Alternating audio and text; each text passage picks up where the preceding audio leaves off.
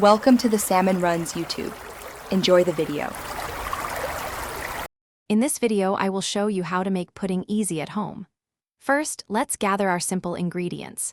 You'll need 2 cups of milk, 1/2 cup of sugar, 3 tablespoons of cornstarch, and your favorite flavorings like vanilla extract.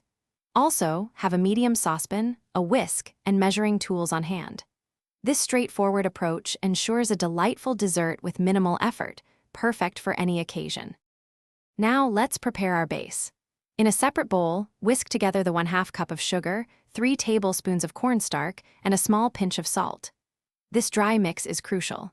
Next, slowly pour about 1/4 cup of the cold milk into the dry ingredients, whisking constantly. You want to form a smooth, lump-free paste.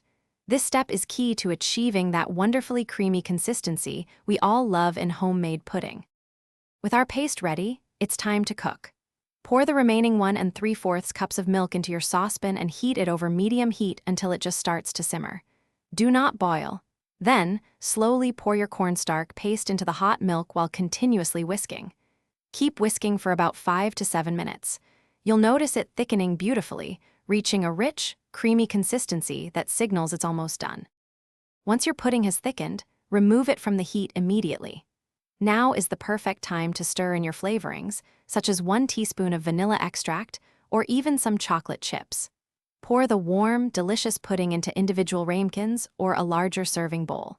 For the best experience, cover it with plastic wrap directly on the surface to prevent a skin from forming, and chill for at least 2 to 3 hours before serving.